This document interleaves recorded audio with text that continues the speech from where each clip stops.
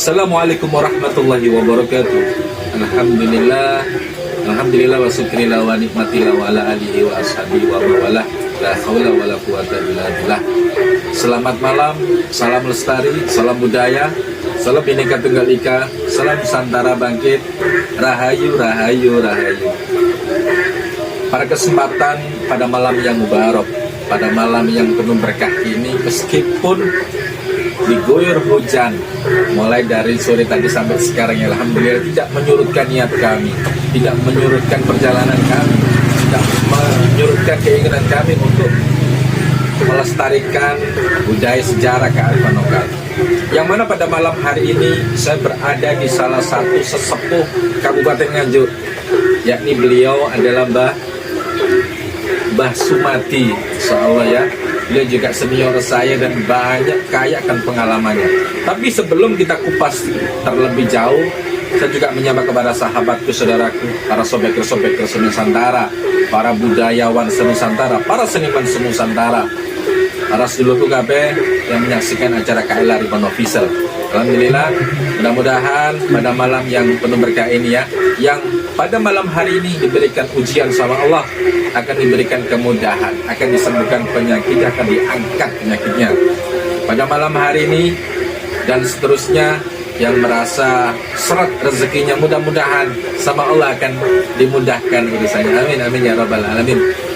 Sebelum saya membahas lebih jauh, ya saya juga berterima kasih kepada semua saudara-saudara saya yang mensupport acara KL Arifan Official, yang mana KLA terus mengupdate, KLA terus memberikan satu inovasi, memberikan edukasi budaya sejarah kearifan lokal. Sugeng dalu, Bapak Sumati. Sugeng dalu, rahayu, rahayu. Mbak Sumati ini dalam sama keluarga besar KLA Arifan Official, dalam sowan panjenengan ini sedikit banyak ingin menggali lebih dalam sejarah budaya terutama yang ada di Kabupaten Nganjuk, Mbak Sumati. Mungkin ini panjenengan ini belum ini kali Mbak Putri nih Mbak. Ya, alhamdulillah. Paling yuswa pinten sak mangke Mbak? Kula pitung dosa kali. Pitung dosa kali. Masya Allah. Alhamdulillah. Ibu nilare 69, juga sama. Mbak Sumati kelahiran beriki asli ya? Iya, asli. Asli, Mbak. Asli. Mbak, menurut informasi panjenengan ini juga salah satu senior, katakanlah dulu di radio di mana? Apa benar, Mbak? Iya, benar, di radio Jodipati. Jodipati, Masya Allah, sedulur. Beliau ini adalah sesepuh yang dulunya pernah di Jodipati ya. Yang membuat apa? Memperkerasai, Mbak? Saya di Jodipati. Ini bagian editing,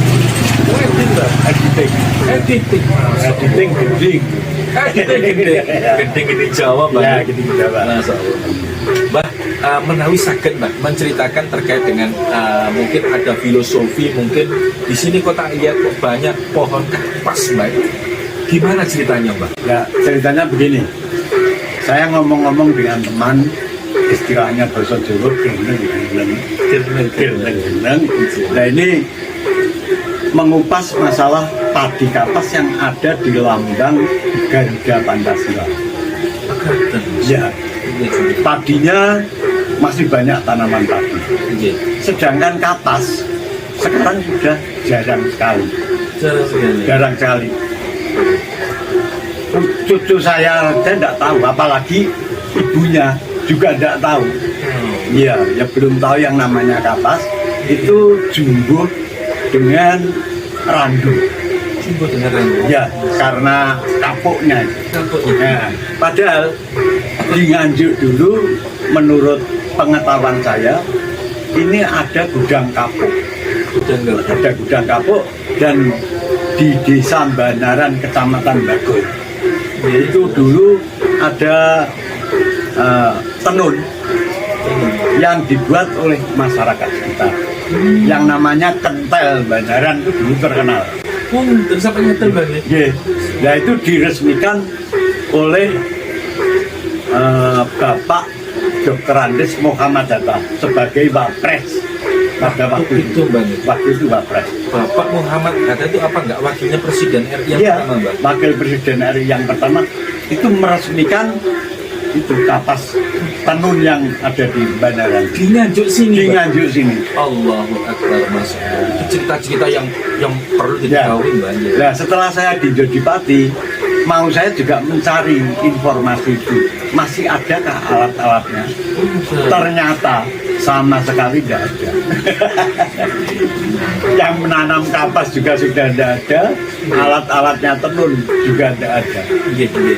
Nah, ini kan apa ya bahasa Jawanya eman, Eman Mbak. Ya. eman.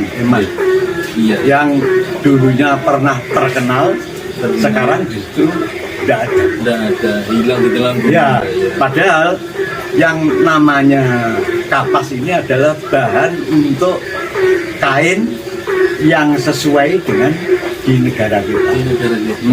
Masya Allah. Ya, Mbak, mungkin apa ada kaitannya Mbak dengan filosofi kapas dengan Kabupaten Nganjuk ini Mbak? Nah, ini bagi saya begini, Iya. karena kapasnya sudah tidak ada, sedangkan padinya pangan masih banyak, masih ada. Nah, ini kapas dalam arti sandang, ini sudah banyak yang impor. Sedangkan kapas itu mestinya bisa diproduk di Indonesia. Nah, nek coro kasarane iso mangan ning orang nganggo sandang. Nah, mangan tak katokan. Nek dikasarke gitu. Jadi sementara ini antara kapas dan kapas Mbak ya, Ya. itu hanya filosofi Mbak ya. Ya. Sampai sekarang ini maksudnya intinya ini benar-benar tidak ada Mbak ya. Iya. Oh, terus menurut Mbak Sumadi pripun dengan adanya filosofi seperti ini Mbak? Ya, ini sebetulnya masih ada di daerah-daerah tertentu, Iya. tapi produknya kecil sekali. Ya, karena petani akan menjual, dia akan menjual di mana? Nah, menurut filosofi tadi, jadi ya senajan mangan nih mbok yo nyandang. Yang jadi laras makan. Jadi menora diarani nun sewu nek jaran neng gedokan, lagi gak jaran di gedongan. Maksudnya sangat Ya. sangat erat sekali dengan itu di Kabupaten Nganjuk Mbak. Ya. Mbak, mungkin ini terlepas dari itu Mbak, mungkin sejarah-sejarah yang ada di Nganjuk mungkin bisa sedikit banyak diuraikan Mbak menurut pandangan Mbak Sumadi ini Mbak. Ya. Ini yang saya ketahui dan yang saya baca di dalam buku Nganjuk dan Sejarahnya. Nganjuk Nganjuk. Bahwa Nganjuk dulu pernah dijadikan 4 kabupaten. Ya, antara lain Kertosono, lalu Budian, lalu kemudian Brebes, Brebes dan Nganjuk. dan Nganjuk. Yang 3 kabupaten Brebes, Budian, dan Kertosono ini berkiblat di Yogyakarta. Berkiblat maksudnya itu santernya Ke Jogja. Ke Jogja. Ya. Seumpama bayar pajak nggak ke Ke Yogyakarta. Jogja, Makassar. Tapi untuk Nganjuk ini ke Solo, ke Surakarta. Oh ngaten. Nah, setelah itu diringkas akhirnya Kertosono, Budian, dan Brebes jadi satu. Jadi satu. Hanya Brebes, Brebes, tinggal Nganjuk dan Brebes. Nganjuk dan Brebes. Oh ngaten. Ya. Nah, ini menurut analisa saya yang Brebes ini kan dikuasai oleh Belanda. Nggih. Sedangkan Solo tetap setornya pajak ke Surakarta. Surakarta. Tidak mau. Akhirnya Nganjuk diciptas. Oh ngaten. Tinggal kabupaten Brebes. Ini yang saya ketahui begitu. Ngaten. Iya. Mbak, di antara termasuk Kertosono terus Budian sama Brebes ini maksudnya adipatinya sinten Mbak? Maksudnya bupatinya siapa Mbak? Wah, kalau itu saya harus melihat Nganjuk dan sejarahnya ini tidak hafal. Cuma itu memang diringkas jadi satu di Brebes. Ya. Ngaten. Ya. Berarti zaman dulu sudah ada politiknya Mbak. Ya sudah. Belanda sendiri kan tidak mau dirugikan. Nggak mau dirugikan. Sampai sekarang menjadi turun ke anak cicit berarti politiknya masih ada Mbak. Iya. Terus Mbak Lajeng Mbak, dengan adanya sejarah itu mungkin yang Mbak Sumadi ketahui ini berikut Mbak. Yang saya ketahui ini bekas Kabupaten Nganjuk. Nggih. Ini di Balongrejo. Di Balongrejo. Balongrejo itu ikut kecamatan Brebes sekarang. Yang kondang dengan Balongan. Oh, nggak. Karena saya begini, itu bukunya memang tidak ada, namun di situ ada peninggalan, misalkan dusun Patihan. Dusun Patihan Nggih. Nah, dusun Patihan itu mestinya dulu juga tempat patih, Oh, nggak. tempat patih. Berarti nama itu juga menyimbolkan satu arti, Mbak ya? Ya, ya. Ya, mestinya kan ada dulu patihnya. Terus di sana ada lagi kas Nyadranan. Itu tempatnya di dusun Kacangan. Nah ini Nyadranan, Mbak. Nyadranan itu di dusun Kacangan yang memakai nasi khusus. Oke, nasinya nasi khusus. Nah, ini nasinya nasi kawruh, sego kawruh. Sego kawruh. Ya, namanya begitu. Berarti kan pengetahuan ini. Pengetahuan. Ya. Jadi baru kali ini dalam ini mengetahui tentang adanya sego kawruh, Mbak. Ya. Kalau seingat saya nasi kucing itu, Ya. nasi banting, nasi jokes, ini nasi kawruh. Masya Allah. Sego kawruh. Itu memang zamannya di awalnya di desa Kacangan, Mbak. Ya, di dusun Kacangan. Oh, dusun Kacangan. Desanya ikut Balongan. Nggih, nggih. Nah itu sampai sekarang itu masih berjalan. Nyadran. Sego kawruh itu nasi buceng Nggih, dengan kulupan-kulupan nggih. dan tidak meninggalkan kapar mentah, serta lawe petek, ikan petek. Nah itu karena sekarang cari petek itu sulit, akhirnya taruh. Bah, kembali ke masalah artinya antara Kadipaten Brebes sama Nganjuk. Yang satu memang santernya mengerucut ke Yogyakarta, yang Nganjuk sendiri ke Surakarta. Itu bisa diceritakan secara mungkin dari pengetahuan Mbak Sumadi pripun. Atan, bahwa saat ini budaya yang ada di Nganjuk ini pengaruhnya sangat besar dari Solo. Justru Jogja tidak ada pengaruh. Iya, budaya mulai dari mungkin kesenian, mungkin seperti mantenan, lalu bayen dan lain sebagainya. Piton, Ya, ya. Ini dibilangnya ke Solo, bukan ke Jogja. Padahal pada waktu itu dikuasai Jogja ada 3 kabupaten. Lain uniknya. Terus Mbak, terkait masalah ini kan banyak artinya makam-makam yang memang itu dari Ngayuk Yogyakarta itu ibaratnya sudah diakui Mbak. Seperti Patihan Rowo itu, mana itu yang terkenal Pak Kunceng itu Mbak. Ya. Itu kan dari Jogja. Terus sama yang di Sawan Sak Meniko Mbak Ngalima itu dari Jogja. Mungkin dengan adanya rentetan kiblatnya ke Solo sama Jogja itu menurut Mbak Sumadi pripun Mbak? Karena Solo pada waktu itu diciptas oleh Belanda. Oh, ngeten. Jadi bekas-bekasnya ya sulit untuk dicari. Luar biasa Belanda Mbak ya? Ya. Nggih. Ya memang begitulah. Oke, Mbak, ini mungkin alhamdulillah ya, pemirsa dengan adanya sedikit banyak, dengan adanya edukasi yang disampaikan beliaunya ini, Masya Allah ya, mungkin tambah pengetahuan dan tambah ibaratnya sedikit banyak nampaklah sejarah ya. Mungkin ini ada sedikit mungkin yang belum mengerti seperti apa dengan adanya uraian atau edukasi yang disampaikan Mbak Sumadi.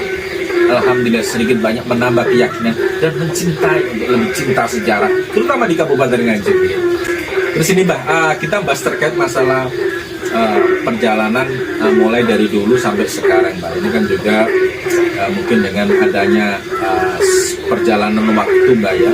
Jadi kadang-kadang itu sejarah itu kadang-kadang dikaburkan. Kadang sejarah itu seakan-akan tidak dimiliki. Mungkin Mbak Mardi sedikit banyak memberikan satu edukasi terkait sejarah yang ada di Nganjuk. Ya. Begini, ini hampir semua sejarah ya, hampir semua sejarah itu banyak penjahat-penjahat. Ya, kalau saya boleh mengatakan penjahat sejarah ini lebih jahat daripada sejarah penjahat. penjahat sejarah lebih jahat daripada sejarah penjahat. Oleh karena kalau yang namanya penjahat sejarah ini bisa anak-anak cucu kita besok ini karena kepentingan, karena apa mereka membuat sejarah akhirnya ya ya gimana anak-anak besok kan wah kok ini baik tadi mbahku gitu. Iya, mungkin bisa lebih dijabarkan sedikit Mbak terkait masalah penjahat sejarah sama sejarah penjahat. Itu mungkin kalau dalam sih artinya masih awam terkait. Mungkin Mbak Sumadi bisa sedikit banyak menguraikan itu bermakna pun itu. Nah ini kalau sejarah penjahat ini juga yang menangani aparat negara. Tapi kalau penjahat sejarah repot ini yang nangani karena untuk keturunan baik. Iya. Jadi dengan adanya pengkaburan ya, adanya kan kabur seperti itu. Terus ini pripun Mbak solusinya untuk seperti itu menurut pandangan dari Mbak Sumadi? Nah ini ada jangan meninggalkan misalkan cerita-cerita tutur ya. Kadang-kadang kan cerita tutur ini dianggap tidak ada apa-apanya. Dia mengendaki fakta dan mengendaki data. Padahal fakta dan data ini bisa dibuat. Siapa yang kuasa kan bisa saja. Misalkan prasasti apa-apa itu kan data dan fakta itu bisa saja dibuat. Ya.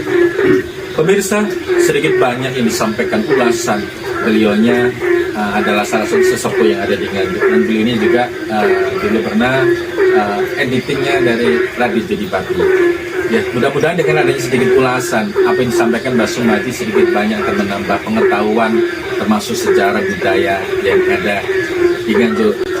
Next, saksikan nanti part kedua yang mana kita akan mengulas lebih jauh terkait sejarah yang ada di Nganjuk, yang mana sejarah ini perlu disampaikan. Ya, jadi ulasan-ulasan yang disampaikan Mbak Sumadi, Masya Allah ya, sedikit banyak akan menambah keyakinan kita.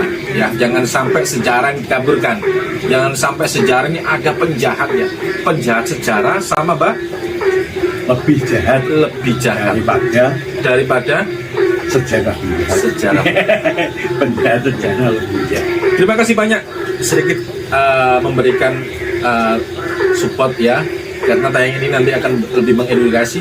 Dan next kita akan berjumpa kembali dengan bincang-bincang sejarah di Nganjuk, dengan bincang-bincang mengulas apa itu sejarah dan bagaimana sejarah awal yang ada di Nganjuk. Saya sendiri Kusnol Lindo Haji bersama bobo saya Bapak Sumadi, sesepuh dari Kabupaten Nganjuk. Mungkin ada salah, mungkin ada sesuatu yang kurang berkenan. Kami bersama tim mengucapkan minta mohon maaf yang sebesar-besarnya. Salam lestari, salam budaya, salam Bhinneka Tunggal Ika, salam Nganjuk bangkit. Ikuti terus sejarahnya bersama Clarebon Official.